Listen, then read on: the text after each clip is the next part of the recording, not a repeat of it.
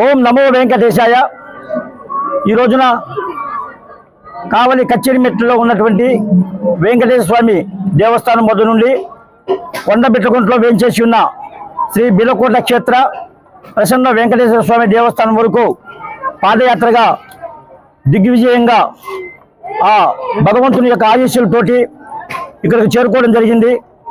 ఈ దోవకొనకు కూడా మా కావలి శాసనసభ్యుడు శ్రీ దగ్గుమాటి వెంకట కృష్ణారెడ్డి గారు అఖండ మెజారిటీతో గెలవాలని చెప్పి ఎన్నికలకు ముందు మేము కోరుకోవడం జరిగింది.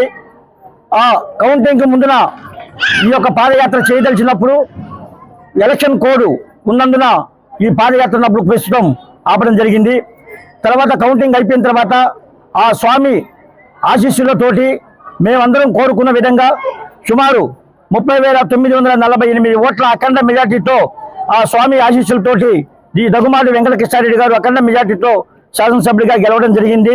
అప్పటి మొక్కులు తీర్చుకునేందుకు ఈరోజు కచ్చిరిమెట్ల వెంకటేశ్వర దేవస్థానం వరకు మా నాయకులు శ్రీ దగ్గుమాటి వెంకట కృష్ణ గారు వచ్చేసి ఆయన కూడా కావలి పొలిమేల వరకు మా తోట పాదయాత్రగా చేసి ఆయన పని మీద నిలబెట్టడం జరిగింది.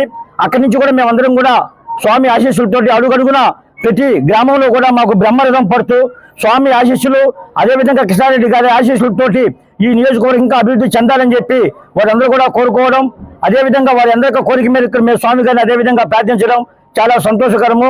ఈ విధంగా కృష్ణారెడ్డి గారు గెలిచినప్పటి నుంచి కూడా వాతావరణం కూడా మార్పులు వచ్చి ఎప్పుడు కూడా జూన్లో ఎంత ఎండలు కాసేటటువంటి పరిస్థితుల్లో ఈరోజు వాతావరణం చల్లబడి రోజు వర్షాలు పడతా మరి ఒక మంచి శ్రమ రాజు బాగుంటే రాజ్యం బాగుంటుందని చెప్పి సామెతతోటి ఆ రాజు మంచి రాజు వచ్చాడు కాబట్టి రాజ్యం కూడా బ్రహ్మాండంగా ఉంటుంది.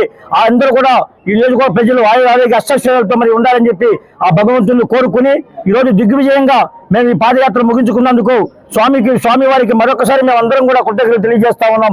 మాకు అన్ని విధాలు కూడా మాకు